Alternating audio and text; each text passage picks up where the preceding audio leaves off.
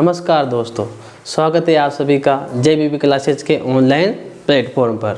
जैसा कि हमने टॉपिक पढ़ा था सर्वनाम, तो सर्वनाम में अब तक हमने क्या देखा, सर्वनाम की परिभाषा और उसके बाद उसके भेद, यानी उसके कितने भेद थे, 6, यानी 6 भेदों में से हमने लिया था प्रथम पुरुषवाचक सर्वनाम, यानी हमने लिया था पुरुषवाचक सर्वनाम।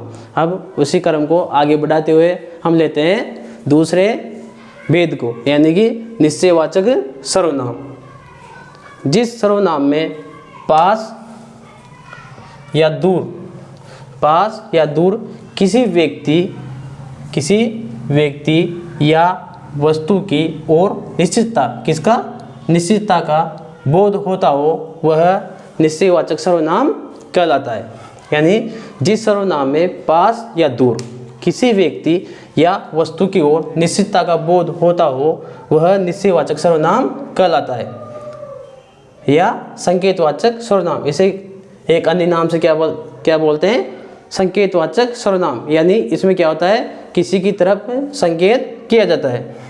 जैसे पास या निकट के लिए कौन से शब्द लेते हैं, यह या ये, और दूर के लिए वह या वे, क्योंकि परिभाषा में दिया गया है पास या दूर। जिस सर्वनाम में पास या दूर किसी व्यक्ति या वस्तु की ओर निश्चितता का बोध होता हो, वह निश्चयवाचक सर्वनाम कहलाता है।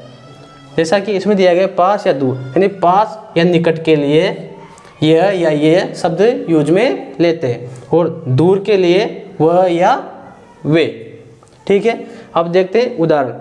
वह मेरा घर है। अब वह क्या हो गया इसमें, सर्वनाम, और घर क्या होगा, एक वस्तु या कुछ भी मान लो।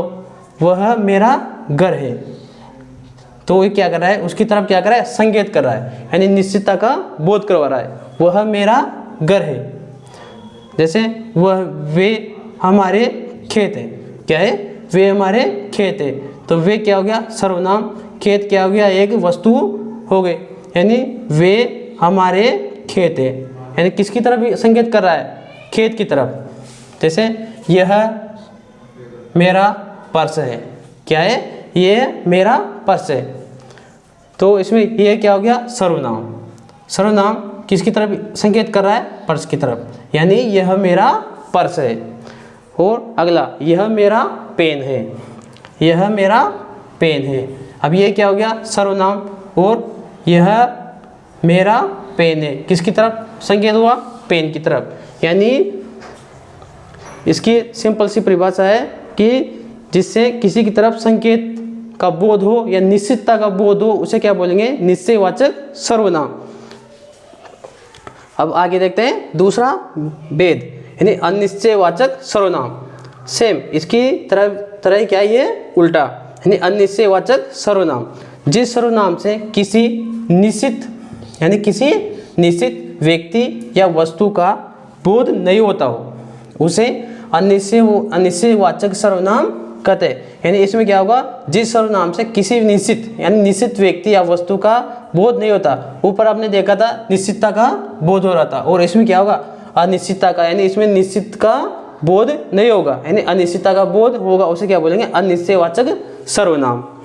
जैसे कोई, कुछ, किसी, कौन और किसने, ये शब्द किस में लेंगे, अनिश्चयवाचक सर्वनाम में उपयोग में लेंगे।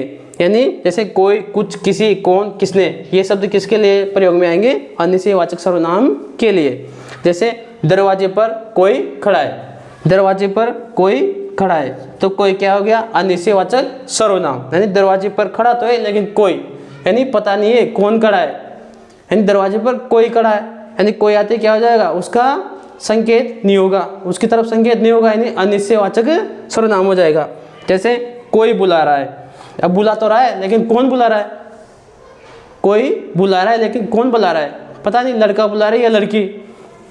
ठीक है, तो कोई क्या हो गया, अनिश्चयवाचक सर्वनाम। चाय में कुछ गिर गया, अब जैसे चाय का कप है उसमें कुछ गिर गया, अब हो सकता है मच्छर भी गिर गया हो सकता है कुछ कचरा गिर गया हो, यानी उसका अनिश्चितता का बोध हो रहा है। तो जैसे कुछ गिर गया, तो कुछ क्या हो गया इसमें, अनिश्चयवाचक सर्वनाम।